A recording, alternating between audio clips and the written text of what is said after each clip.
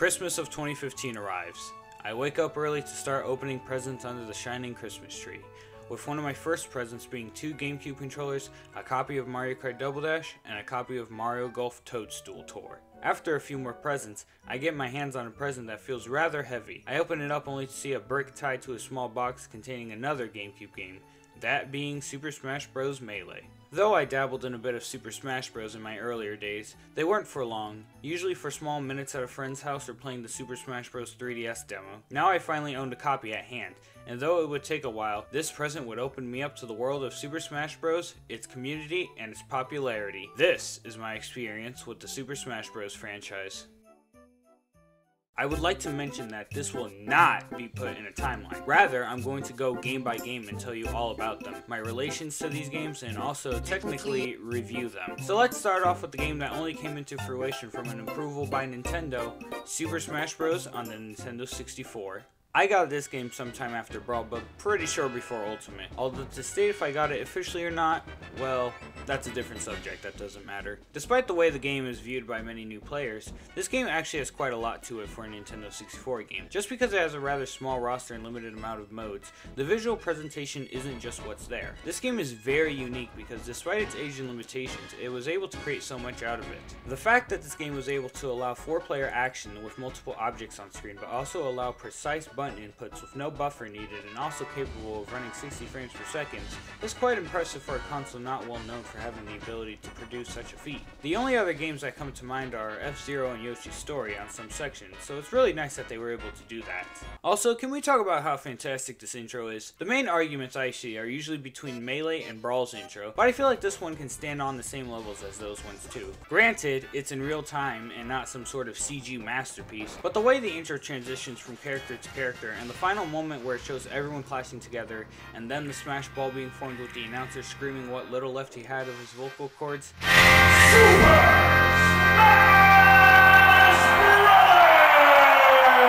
Bros! It's good shit for real.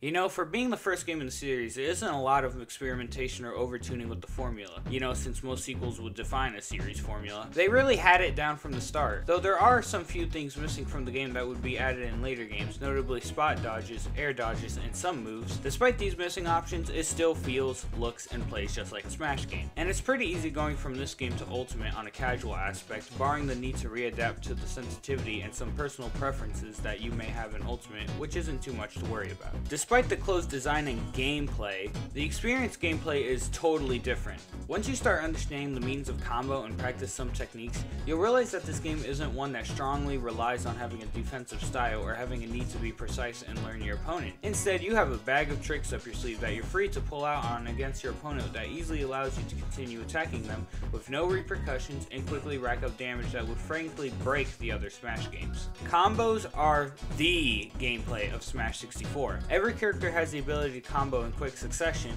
and easily kill them off of it. So much so that every character besides Samus can pull off 0 to deaths with their natural combos. It's such a big thing that they make combo contests off of these at tournaments, which by the way are fucking cool as shit. Go check some out. I think the reason why they aren't as extremely noted or overhyped like combos in Melee or Ultimate is because of how consistent they are. Smash 64 has a way different level of hit stun compared to any other game, so while other games require you to be a lot more precise on your combos, with even a single frame removing any possible follow-ups, in this game you simply hit someone and boom, you're essentially given a large window of being in an advantageous state and also given the free choice of any move you feel like pulling out of your ass to fire back at your opponent, who will most likely just have to eat it. Another thing is just how absurd some of these moves are.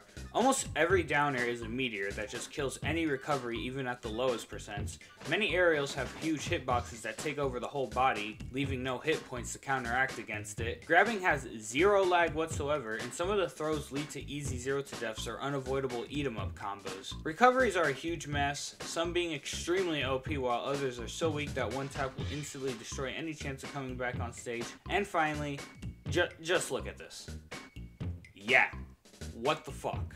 Obviously, I don't expect the first game to be extremely balanced by any means, but good lord dude, it's honestly crazy seeing all of this and somehow every character is still viewed as being viable or having crazy potential. I guess if everyone has busted up shit, it goes back to an even playing field since one character can pull stuff out their ass, but once you get down from that revival platform, you can easily clap back barring the fact you both have similar skill experiences. Man, but I love playing this game, honestly. Trying to learn the limited moveset and going crazy on combos is just so much fun. I feel like this is a game where if you aren't playing with items on, then you aren't playing the game right. Items make it so much fun, and if you know how to combo with an item, then you're a god in my eyes. Oh, and the primitive sounds are so good. I love the crunchy bowling pin hits that the attacks make. Honestly, sounds a lot more satisfying than the basic hits. That's probably why I like playing Luigi so much in the later games, because some of his attacks retain funny little sounds in his moves. Though I will admit the sounds can be ear-piercing, especially when there are multiple same-sounding hits happening at once.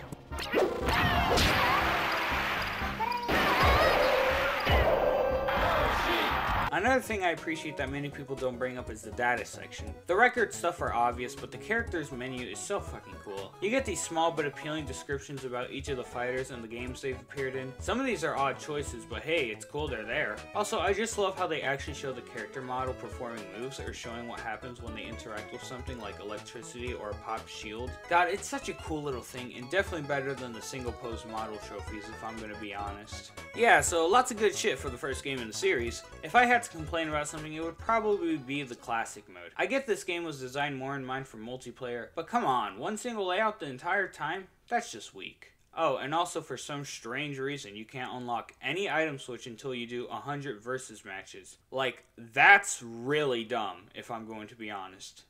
That is just so stupid.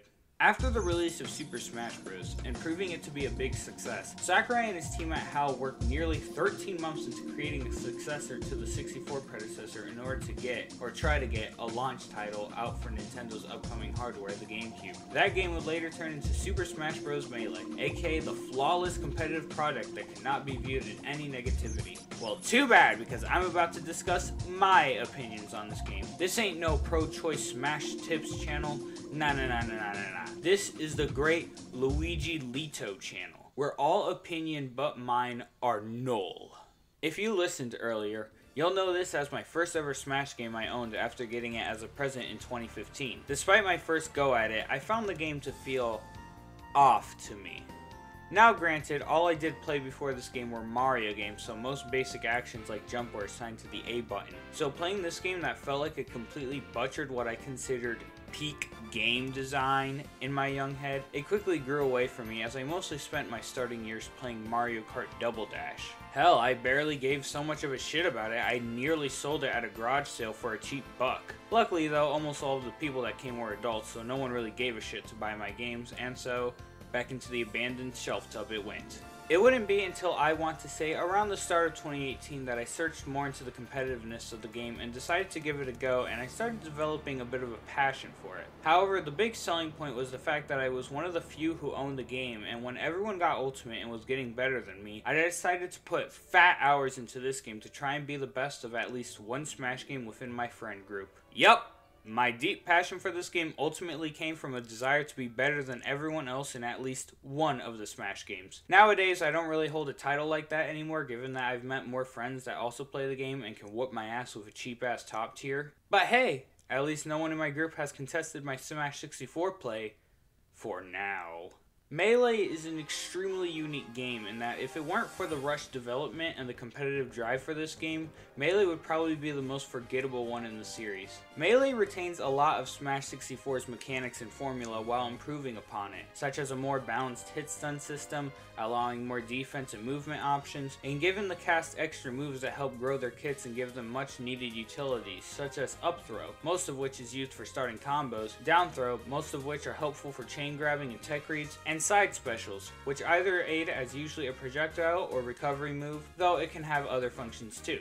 However, while Melee does help fix many of 64's problems, it unfortunately introduces its own unique problems caused by the new engine and its necessities on techniques. I do feel as if Melee was designed with at least a stronger competitive aspect compared to the original game, and that is because of how it feels getting into it and understanding it. When you understand Melee, you have grown the knowledge of all the techniques that allow for a fast, intensive, competitive gameplay. However, trying to get into that can be quite a challenge because Melee in and of itself relies on those techniques you have to manually input in order to reach that level of speed and precision. Playing this game very casually is extraordinarily painful. The characters feel like they're on syrup, the controls and physics feel clunky, and the very unfriendly designs behind the game, like not being able to grab a ledge behind you, makes the game a lot more challenging for new players to get into. I think Awesome Sauce explained it better in his video, but as I've said before, once you get past the beginning stage, Melee gets a lot more cool.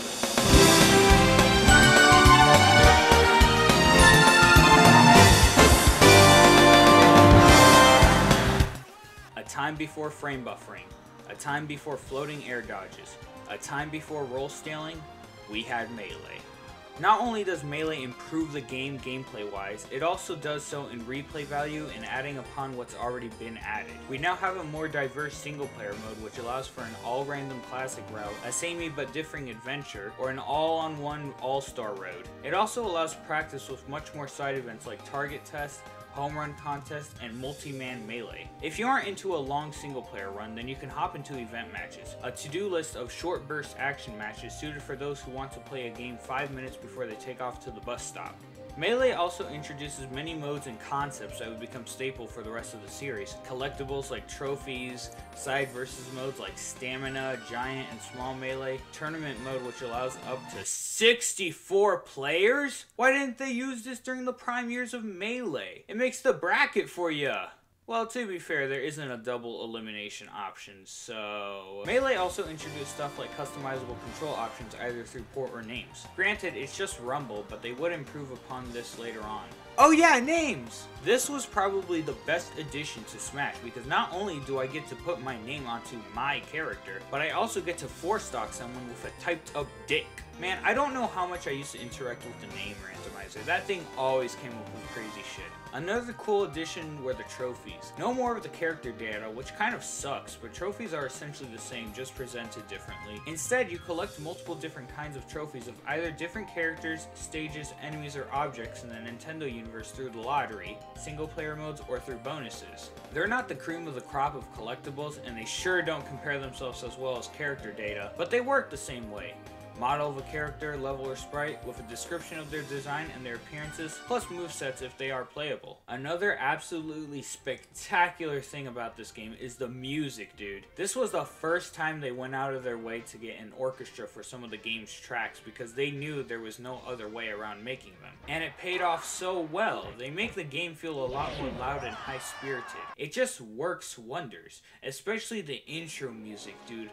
The way the music transforms throughout the intro is just so fucking good. Man, fuck talking about the music. This intro is just so... It's starting off with Mario being thrown into some sort of coliseum, before doing a quick pause and then the sound of God coming down as Mario begins to enlighten into his true form. And then the swing down by Link as the game's name flashes for a second before the big league all jump to each other. And we're only 17 seconds into this, mind you. We soon jump into a bunch of greatly animated scenes of each with all the newcomers and veterans. Oh, this part has to be the best of the best. The moonlit sky as Sheik plays an instrument before gazing up with a ghostly Zelda in the background as Kirby and the Star Fox crew fly around, along with the angelic beauty we call music playing while this is all occurring.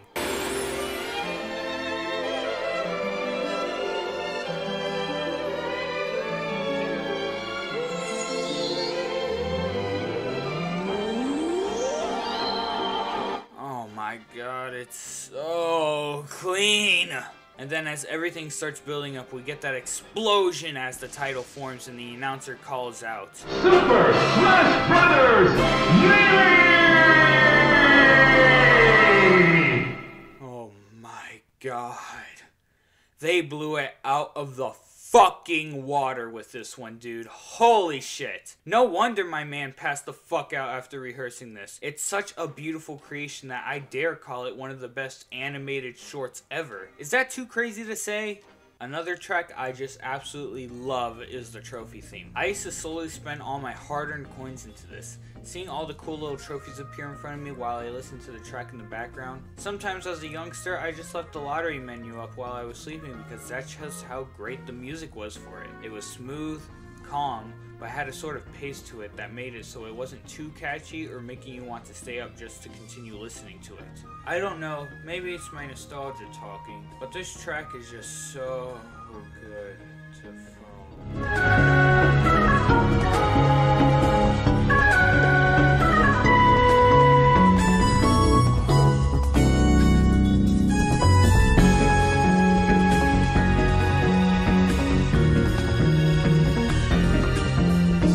Another track I absolutely love is the menu one, once you unlock everything. Man, when I saw that I had unlocked all characters and stages and heard that menu change into this, oh man, that is one hell of a memory I'll never get out of my head. I think I've gone too far in talking about the music, but man, the whole soundtrack is just so fucking good, dude. I could talk about these tracks for hours, man. That could be great for another video idea. If I have to say one more thing about the music is that, and I can't be the only one that thinks this, that the music is unique in its own way. Like, the tracks only really fit into Melee. I know later games use an orchestra too, but whether it was because Melee had a limited amount of instruments in their orchestra or because Melee used a different compression for the music, I don't know. But like, if you try to put Brawl music on Melee gameplay, it would feel off. Or not like in tune. I can't be the only one that feels this way. There has to be other people out there that feel the same way. One of the greatest things that makes Melee stand out though is its mechanics and learning curve. Compared to Smash 64 and especially everything after it, Melee houses some of the most tactical, strategic, frame-perfect actions and performances unlike anything seen before. This is why Melee is considered the fighting game of Smash, due to its complex design and high amounts of potential movements, design, control, outcomes, you name it, it probably already happened in Melee. Old mechanics from 64 returned into Melee, along with introducing new mechanics, with the most notable being the Wave Dash, a movement option out of air dodging to the ground that also has like 50 different subversions of it. And although not all, very few do make continue additions to later games. This, along with the diverse cast set, regardless of viability, has led to a strong competitive scene since the very start. And I mean the very start. And because of the competitive scene's long-lasting stand against both a slow era of decline, the release of later games, and also dealing with the big end, it really proves as the ultimate grassroots fighting game, in that they managed to continue playing a game that most video game players don't give a shit about, despite its toxicity and bad moments here and there. Competitive Melee has really evolved a long way. So much so it essentially created a story arc of different eras and players that would lead to a fucking documentary. And though there were few video game documentaries beforehand, none about fighting games likely came before this and also be watched by millions. So next time you trash on competitive Melee for still existing and taking slots at EVO, just remember how long they fought to keep themselves even noticed in the fighting game atmosphere. If I have to say a few more things about Melee, notably to criticize, it would likely be the competitive status of some characters. A good learning curve is necessary for a fighting game so as to not make all characters feel easy to play or extremely degenerative. Some of these characters though are absolutely fucking insanely high though, to the point that it surprises me that people try to play these characters. Mewtwo, Peach, fucking Yoshi for God's sakes. I'm certain AMSA has some sort of hand joint problem that actually benefits him playing Yoshi, because even on a mid-level play, this character is so hard to play well with. A little update because this script was written a few months ago. AMSA is a fucking W god. That makes me want to bring up how some characters got dealt with in the transition from 64 to Melee along with the new guys. Yoshi no longer can jump out of shields, severely limiting his out of shield options and his defense game. Donkey Kong, Samus, and others with charged neutral specials that either lose them out of trying to recover or using them in the air, leaving them helpless. Some characters have fucked up, useless, or missing hitboxes, and finally, some characters just don't work. Mr. Game Watch is one of these notable fuckeries. He's really fun to play, but he's just so janked up in a bad way that he isn't playable when dealing with more competent players. And it's even funnier that they re-released this game twice in NTSC and even made a completely game-changing meta in PAL, but not once was Mr. Game Watch actually dealt with. Like, what the scallop? Another bad thing that just shouldn't even exist is the single player camera. It's an actual camera that allows you to zoom in or out of the scene your character is in, including in stadium and training mode. This makes attacks and movements with the C-stick impossible.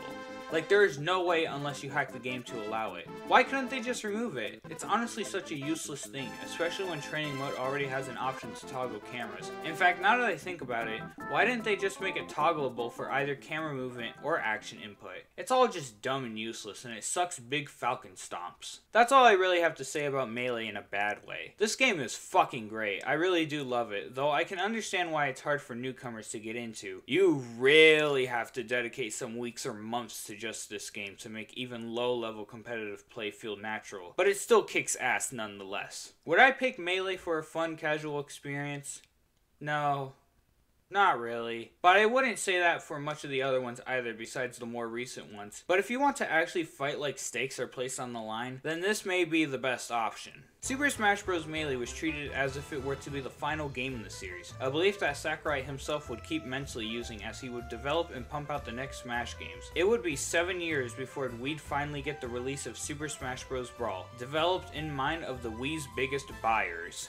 I had gotten Brawl around April of 2018 when I went to a local GameStop to try and search for Super Mario Galaxy 2 to no luck avail. So instead of young me deciding to save up my money, I instead grabbed a game on the shelf that I myself had heard of but never actually played. I then bought it and went home immediately to play it. Let's just say I had my 20 minutes of fun with it before going back to practicing my early skills in Melee. Now that's not to say Brawl's a bad game. Sorta. We'll get to that when we do, but for now, keep in mind that my knowledge of the time was that Brawl was slow-paced and ruled with an OP Meta Knight, which is what I was thinking in my mind when getting the game. I knew what the game was actually going to be, I simply just wanted another Smash game to add to my Smash collection before Ultimate would release. And also because many of my friends liked this game, so I decided why not in case they ever come over and want to play it. I got what I was delivered, and being able to try out the things in my head at the time was enough for me, and so I decided that I gave it my chance and put it up for a while. Nowadays, I simply either turn on the game to run at my small friend tournaments or to play any kind of mod that makes the game better than how it already is. But every now and then, sometimes I'll just boot up in its vanilla build and give it a spin for about an hour. This game has a lot more going for it in terms of content and presentation. For one, there's like 100 new things involving trophies, rule sets, events, collectibles, stickers, photos, videos. Oh hey look, it's that set. Trials, lists, music, items, stages. Oh, the stage building was definitely cool. It was very limiting for its time, but the fact you could create your own stage that you can fight on was cool as hell. Among one of the more major inclusions was online, which I never experienced, but from what I've heard, yeah, I'll pass. And the big inclusion being Subspace Emissary, a 4 to 10 hour run through of a Smash story chocked full of unique areas, bosses, and cutscenes.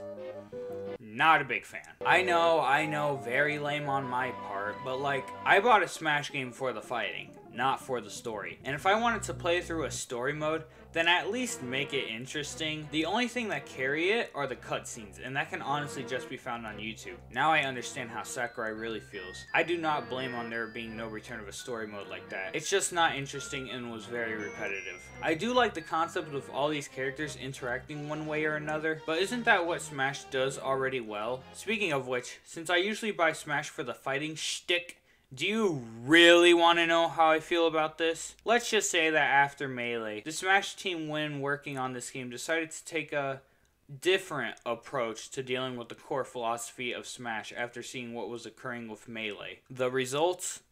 Well, slow, floaty, stale, very defensive, slippery. These words are used commonly among the community when describing Brawl, and they're not wrong about it. The game's mechanics were completely altered in order to establish a casual environment without creating a skill gap. Yeah, sure.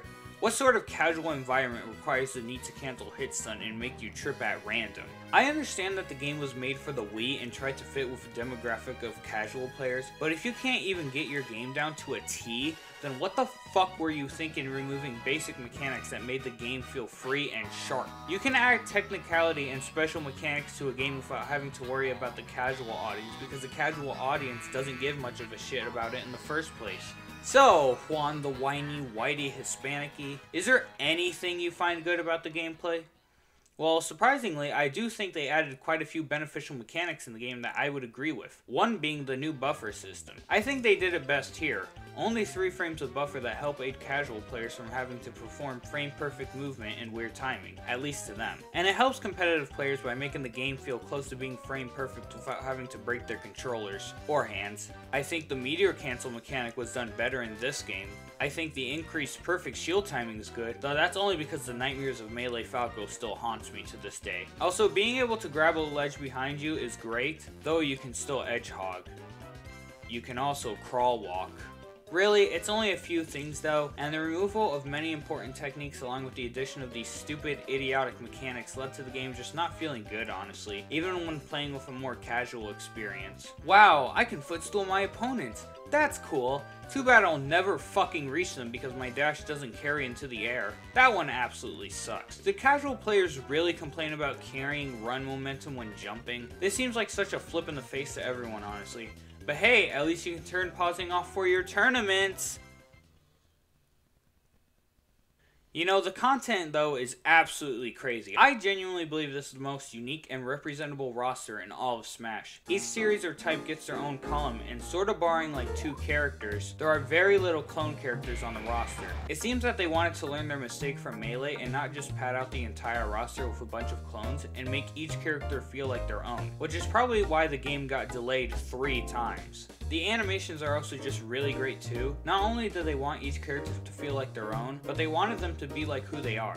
Luigi is given his more cowardice and expressive emotions from the Mario series instead of just being a lanky Mario. Falco is a lot more cocky and abrasive like his portrayals in some of the Star Fox games instead of just being a more Japanese Fox. Meta Knight is like... Know my power! So yeah, Mr. Meta Knight. He's got meta in his name and that's his whole thing. Listen, all I gotta say is, if Kirby was top tier in 64, and Meta Knight was top tier in this game, then expect DDD to be top tier in the next game. Look! Third-party characters!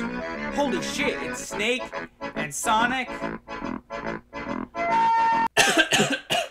These are like the only third-party characters that matter to me, honestly. Fuck out of here, Pac-Man, you ain't coming in yet! I think one of the problems I have with the characters, though, is their design. Like, they try to aim for this sort of realism to the characters, and yeah, they still look like the characters. And for some, it really fits, like Snake and Bowser with their thickums. But like, look at King DDD. This dude does not fit into anything like this. Damn, all they really needed to do was turn up the saturation on Photoshop, and they would have been golden. The stages are also just fantastic. I feel they represent all of Nintendo up to that point. They one-to-one retro stages of their original counterparts, the various modern stages designed in their own style, the stages all being representation of essentially every Nintendo franchise is up to that point, the return of some Melee stages to show how they changed their views on designing a stage along with calling back to their past work, though it's really weird not seeing any 64 stages. This is the only game to do that, and that always ticked me the wrong way for some reason. The music though, oh man. The music, guys. Listen to this main theme. Listen to this Final Destination. Ready, go!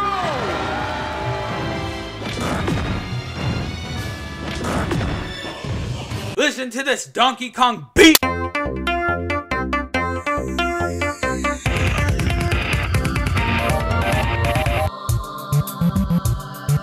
Bro, buddy, guy, friend, dude, mate, brother, Super Smash Bros. Brawl has a great goddamn soundtrack. At least in terms of their original music, because we obviously know who'd be on top. They really went all out for this game, and it shows. No wonder people really thought it was the Brawl to end them all. It's like it was destined to be so. Kind of glad it wasn't, though. Like, could you imagine this being the last Smash game? I mean, yeah, like I said, the content is stellar and the presentation is beautiful, but, you know, still. Though Brawl wasn't the glorious competitive feat compared to its predecessor, and holds a lot of stupid shit in it, it still brought a lot into it, which can be thanked for its long development and more focused philosophy on everything besides the multiplayer mode. Plus, this is the one in which every game would follow suit afterwards in terms of gameplay and design, at least for the casual eye. In 2012, a new Smash was revealed to be in the works for both the Nintendo 3DS and Nintendo Wii U. And although ambiguous, they recommended to not get hyped and to just wait since this one would take a bit to come out. About 2 years. During these 2 years, reveals, trailers, and tidbits would come out to the world about the development of the game. Somewhat like the Melee and Smash Bros. Dojo pages, but this was tracked from start to finish. The name of the game was also revealed to be called Super Smash Bros. For Nintendo 3DS and Nintendo Wii U. Why? Why? I get that it's essentially two of the same games, but wouldn't you just give it a real name and then add something like a 3DS version or Wii U version on the side? For this video, we'll mostly be referring to the Wii U version, and we'll just call it Smash 4 because, well, there ain't much to show for the 3DS version. This is it, really. Except for Smash Run, that is so much better than Smash 4, honestly. Smash 4 soon released around winter of 2014, and I never got it. In fact, it was the last Smash game that I got back in early 2022. Yes, I got the 3DS version before the Wii U version. It was a different time back then. Smash 4 is definitely odd.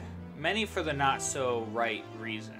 I mean, the first thing you open in a Smash game is the intro. Making a good intro is like a necessity to get players into wanting to play more of it, but this intro, it feels like a joke. I get that they had the reveal trailers to use that were already cinematic, but like, come on, even just like a 20-second special cutscene of its own would do good enough.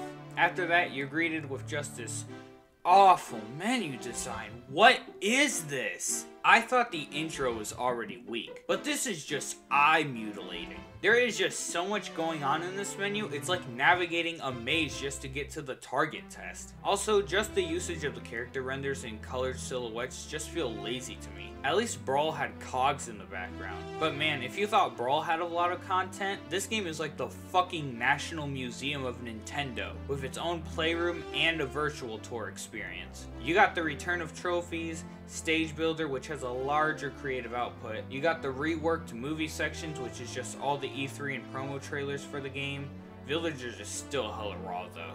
Replays are back along with snapshots, though you can only save snapshots to an SD card, which I think is dumb. Sounds and music, your stats and records, the masterpieces, events, stadium, all-star, classic, you can fucking name it, it's probably in there. And then you have the addition of new modes like special orders, target blast, trophy rush, smash to, oh okay, we don't talk about that one. What I'm trying to say is, there is a lot to this game. In fact, it took up about an hour and a half of my recording time, and that was also me cutting a few corners here and there, which is probably why it's the biggest Smash game in existence.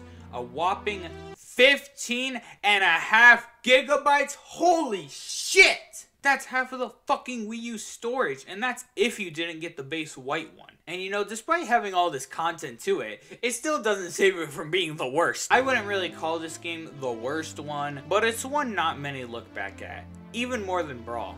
Who knows? Maybe in 10 years there will be adults from that era as kids who played the shit out of this game and call it an undiscovered gem of the Smash series. Listen, Smash 4 is certainly a playable game with loads of content, but the absolute loads of content doesn't automatically make it better, especially when it comes to the actual gameplay itself. Smash 4 has a lot of things going for it in terms of gameplay. It has new characters to the cast along with returning ones, a lot of new stages, and for sure a hell of a lot more balance to it. After the jumble mess that was Brawl balancing, Sakurai teamed up with Bandai Namco, a company that had many of its starts in competitive fighting games, to help balance out of the cast of this game along with helping patch out a few things here and there when it mattered. Many core elements were fixed between Brawl and Smash 4. For one, no more tripping. That's all I have to say about that. Another few were more in line of defensive options. Air dodges had landing lag added to them, so you couldn't just spam them in the air, though they still have lower end lag for some reason. Ledges gave less invincibility over time and can only be re-grabbed so much. Everyone in the world doesn't have magnet hands, making you actually have to think to recover. Shields take heavy damage on even the most basic moves compared to the earlier games, and thrown opponents now have intangibility in order to avoid getting chain grabs. Though they made rolling and spot dodging a lot safer, so guess what became the meta centralized defense move?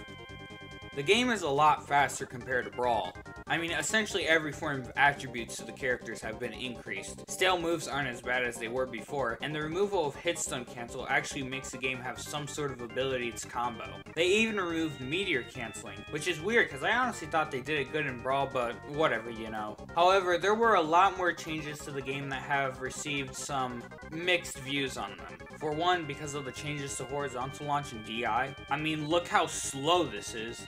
Ladder combos and 50-50s became the norm, which gave characters like Sheik, Mario, and Zero Suit a ton of privilege to their name. For some reason, star and screen KOs became randomized, which may not sound bad at first since this makes the game go faster, but it punishes many characters' reliance on it and makes some moves non-optimal. Jigglypuff really only had rest to go for, but now that star KOs are a chance, it makes going for the move even more risky and completely useless if a star KO doesn't occur. They even brought this back for Ultimate, and honestly, it's just dumb. Look, here's my 2 cents on the matter. Why not make it so it's knockback dependent? That way, if someone were to die off top at a low knockback launch, then it would simply be a normal KO. But if someone were to get sent there at supersonic speed, then it locks them into a screen or star KO animation. Or you could even lock it to specific moves, like maybe make Luigi's up special or Jigglypuff's rest to be coded into only giving star KOs. I'm no game designer, but I'm pretty sure something like this is possible to do and would make a lot more sense. Anyways, to get back into the whole talking, if there's one thing that absolutely brought this game down, it was the simple formula known as Rage. Rage is a form of comeback mechanic. That's all that has to be said. If you are at a lower stock or a higher percentage, then you get a bit of a boost power that helps you to try to even out the playing field. One problem though, it's fucking dog shit. I'm sorry if that came off as too rude, but this formula has always been the bane of my existence for the recent Smash games. Although at least Ultimate tweaked it enough so that it's not the ultimate choice in a battle, even if there are moments here and there. In this game, they just didn't balance it correctly, and so you had many of these easy to pull off scenarios that could just wipe the opponent in a matter of seconds and they could do nothing about it. Especially with the fixed knockback moves like Mario's and Samus's up special, these shits had no fix in Rage for them, so you could get easy kills off the top when you're at 100% and they're at 10%. Not only that, but characters like Lucario benefited from this because it fucking stacked with his aura. Like, holy shit, did they have no sort of balance when designing this effect? Rage in Smash 4 has to be the worst mechanic added to any Smash game history. End of that. So, is there anything positive I have about this game? Well, a bit here and there. Besides the loaded content, it also allowed the introduction of patches and DLC, which I think was pretty cool, and it helped either bring back or introduce new fighters that could bring in players that either didn't pick up the game because it didn't have their character in it, or because their favorite character wasn't part of the game at the time. I'm certain they realized this, and was probably one of the reasons why they pushed for the Everyone is Here association for the next game. Another stuff includes the enhancement in the UI and cosmetic designs, like the obvious graphics improvement, but also smaller things like the steam when Rage is taking form, the changing colors every stock the revival platform comes down, and the color outline for each team in order to more distinct any sort of Ditto characters, along with being able to use non-aligned team color costumes. Also, the stock icons are back to being heads! Yes, yes, yes! It also introduced 8-player mode, which is pretty cool. Don't know why it was separate from the main mode, but you know, it's whatever, it's cool. There should be more side tournaments for this mode. Also, online got a hella good fix to it, but to be honest, I feel like my input is a lot more delayed than even in Ultimate Online, which is saying something. Now, my internet isn't the greatest, but it can certainly run Smash Online really good. And I was looking at my monitor throughout the matches, and not once did it flash red or turn off. And I don't want to assume it's my opponent or anything, because there was barely any lag, and he was inputting his moves correctly. I just think online has a noticeable input delay. That was just my experience. Also, For Fun is dead. I sat there for 10 minutes and got nothing. I think one of the best additions to this game has to be customs. Now, this is only in a casual vacuum, because let me tell you, as much as I'd like to have fun going competitive with customs, this shit was not gonna last long in tournaments, which stinks and all that, but it honestly pushed me into making Smash 4 a lot more casual. There are so many random customs and options that just make the game actually feel fun that items couldn't do. Also, some of the customs are just fucking crazy. Like Super Speed and Dock Tornado. God, I love Dock Tornado. That shit is such a troll move. Though I never liked how you had to unlock them. The best option there is to get a controller with a turbo button.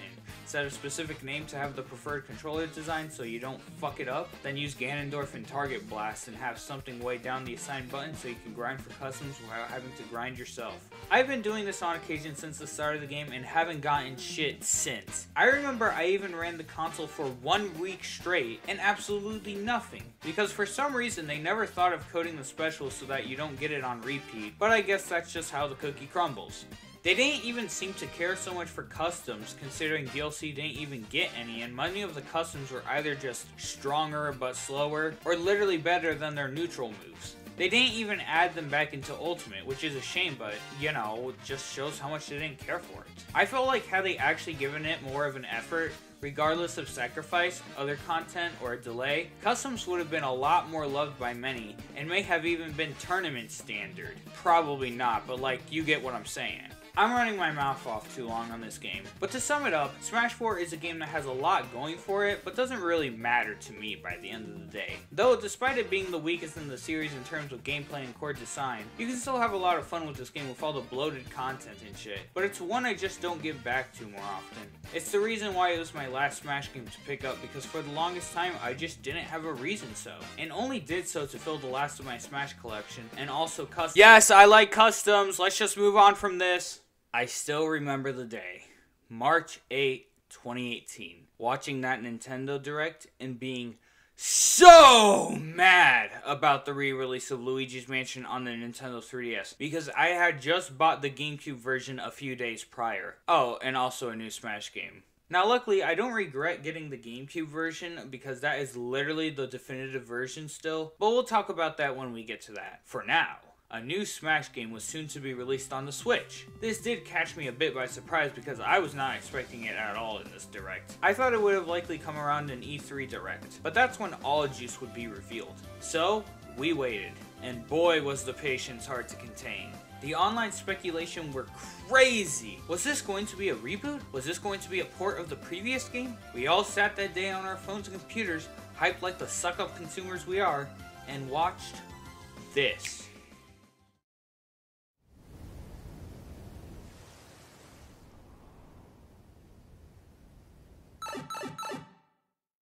Yahoo!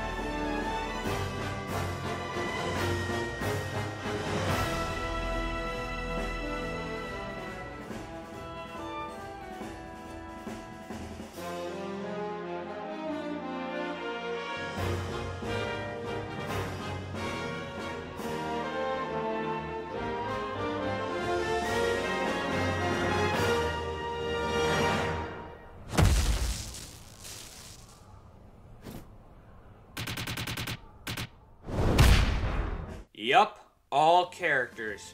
Most stages, a return to normalcy. It was Super Smash Bros. For the Nintendo... I'm sorry. Seems like they actually care to name it. Super Smash Bros. Ultimate. And the hype didn't stop there. Every Direct, a new character was revealed, and people were going nuts about it. Man, Remember the days people thought Game & Watch was gonna suck ass and King K. Rool was busted? I miss those days. When the game released, it was a spectacle. I remember it being an early present of mine. I don't know if some do this, but sometimes either on Christmas Eve or a week earlier, we could open one present, and although it was obvious which present had Ultimate in it since it was the only package unwrapped, I still was desperate and pleased to finally tear that package open and hop on the game, only to get my ass fucking walloped by the early CPUs. You guys remember them? I honestly don't know how I beat them. Those fuckers were a special CPU level above 9. Shame they couldn't implement them as level 9 bots. They were a nice challenge. Either way, Ultimate and Melee were the ones I hopped onto the most, and up to this very day, that statement still kind of sticks. Though the hype of Ultimate from yesteryear had died down from even by the time DLC was rolling out, to say this game didn't revise the Smash series would be an understatement. Ultimate still keeps the same exact fighting formula and returns a lot of standard modes and techniques, but it also introduced many new things and regulations that gave the game a better quality of life experience. A single player mode that, while not the catalog of Nintendo's history, still implements various game modes that ultimately hold more towards the gameplay of Smash rather than as an extra slideshow to show off on about the cultivated legacy behind the franchises. A decent vault option that houses music, records, and such, and although not the most easy to get around, especially trying to get to the My Music sector, they still have that placed all around in tiny spots. It's still a lot more organized than what Smash 4 had to offer. An online mode that, hey, I can actually play! Even with friends, that doesn't feel like shit most of the time. Story mode. Though if you heard what I've said about Brawl, you will gladly hear that yeah, this mode ain't anything for me either. In fact, dare I say it's worse. But they were obviously not aiming for a subspace-like adventure, so whatever. Rip the trophies though, kind of a shame, but they kind of wore off by then. Plus they were a major contribution to the size of the game, so rest in peace forever, but at the same time, yay spirits. Finally, the main appetite, Smash, which has inclusions like a squad strike mode. Holy shit, that's raw as hell. They brought back the fucking tourney mode. Yes, thank God. They got choices like the option to turn on or off the newly implemented final Smash meter, the ability to toggle spirits, a win rate option, and an underdog boost switch. Oh, and also hazard toggle, which is cool, I guess. These quality of life improvements absolutely help the game in both a casual and competitive aspect. There's not only balance between the options given, but also the stage designs, items, final smashes, and of course, characters. This is definitely the most balanced a Smash game has been since 64. It's great to see how the game had been dealt with by Bandai Namco now that they have a better understanding of the Smash formula. Though rage still exists, so the grudge hasn't fully gone away. But like I said, it's a lot better than whatever this was. Also, all of the characters, holy shit! They really promised the return of all characters. I mean, that was the main appeal and market for the game, but they brought characters like Snake, Wolf, Young Link, even Pichu! Like, who the hell asked for Pichu? Not complaining. It's great seeing the huge cast of characters return again for the big one, and it obviously shows with the massive sales this game received. I'm pretty sure it still holds the record, or at least the top records, of fastest and best-selling game for the Switch during the week of its release, if not them all.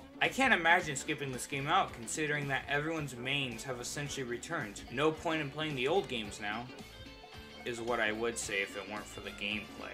Now, don't take this the wrong way. Ultimate's gameplay is marvelous and strikes the best balance between Melee and Brawl, but you know there's gonna be the usual, oh, Melee, it's still faster, more hype and cool. Yes! Melee is cool, but that does not deny the awesomeness in Ultimate's gameplay. They definitely tried their hardest in hitting that middle mark, and though it's not exact, or not exactly like Melee, it is still unique for having a good enough speed and gameplay to entertain both casual, competitive, and returning players. Ultimate truly hits all of the necessary and more valuable parts of the game, and hey, don't worry so much if one of your modes were missing, they likely returned in later patches and DLC. I say likely because there is still no board of the platforms. Ultimate's greatest L. Seriously though, with the good balance patch, the omega size of modes, characters, and music, like seriously, there is too much music to fucking count in this game. And the later additions of balance patches to make the game more fun, along with the addition of hype! Ultimate is truly a spectacle to not only the Smash franchise, but for Nintendo as a whole. And I can't imagine the franchise going anywhere but down at this point, no matter how sorrow that sounds. Super Smash Bros.